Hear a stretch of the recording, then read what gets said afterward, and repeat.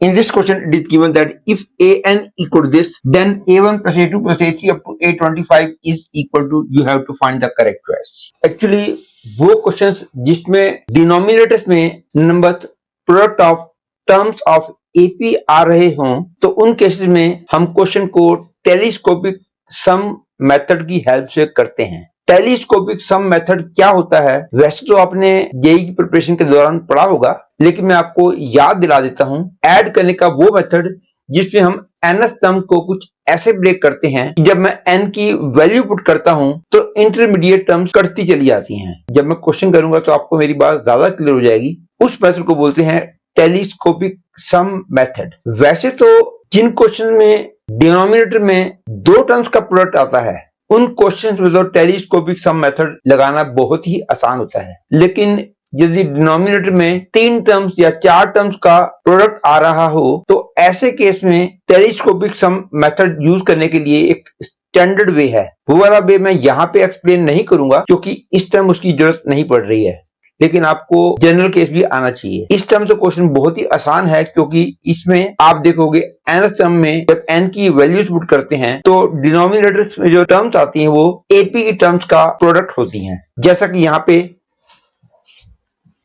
ये क्लियर है, डिनोमिनेटर ये जो है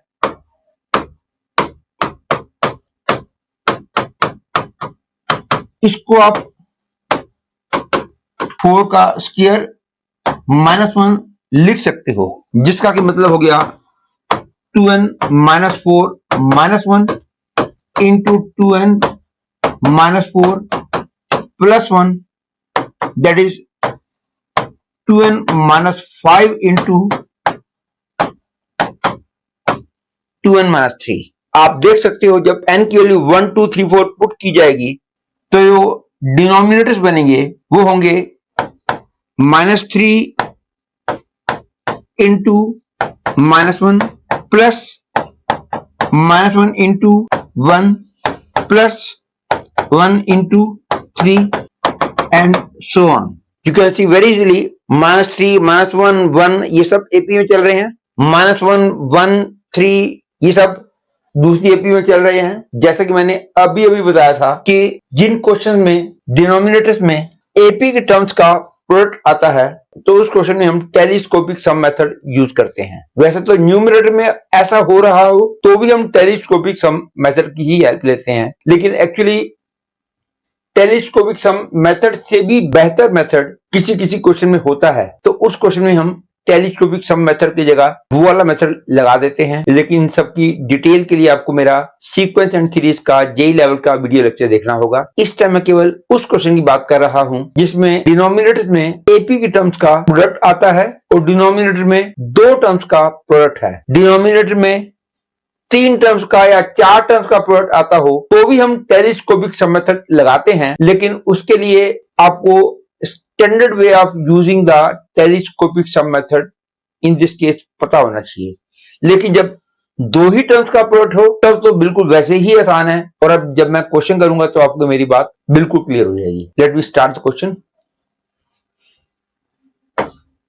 sigma an n equal 1 to 25 is equal to sigma n equal to 1 to 25 minus 2 upon, जैसा कि मैंने अभी प्रूव किया था, this can be written as 2n minus 5 into 2n minus 3। ये क्लियर है। न्यूमरेटर को मैं ऐसे लिख सकता हूं 2n minus 5 minus 2n minus 3 upon 2n minus 5 into 2n minus 3. This is equal to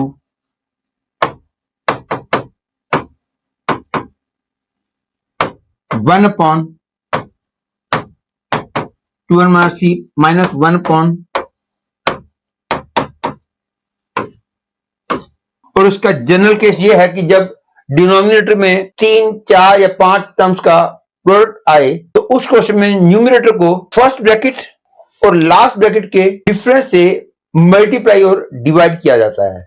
इसमें तो दो टर्म्स है, तो इसमें फर्स्ट ब्रैकेट ये है, लास्ट ब्रैकेट ये है, तो लास्ट ब्रैकेट और फर्स्ट ब्रैकेट के डिफरेंस से मल्टीप्लाई डिवाइड किया जाता है। और अब जब मैं n की वैल्यू पुट करना शुरू करूंगा तो बनेगा 1 upon -1 minus 1 by -3 plus 1 upon 1 minus 1 by -1 and so on up to 1 upon 47 minus 1 by 45। और जैसा कि मैंने बताया था शुरू में, अब आप देख सकते हो हर एक ब्रैकेट की फर्स्ट टर्म अगली ब्रैकेट की सेकंड टर्म से कट रही है। ये उससे अगली वाली ब्रैकेट की फर्स्ट टर्म से कट जाएगी, ये इससे पिछली फर्स्ट टर्म से कट जाएगी। केवल जो नहीं कटेगी वो ये होगी और एक ये होगी। तो आंसर आ गया 1 by 47 plus 1 by 3। This is equal to 3 plus 47 upon 3 into 47, that is 50 upon 3 into 47 and this means correct choice is 2। Actually मैंने 3 और 47 को मल्टीप्लाई करके भी नहीं देखा, उसकी मेरे को जरूरत ही नहीं लगी, क्योंकि केवल एक ही ऑप्शन ऐसी है जिसके अंदर न्यूमरेटर 50 है।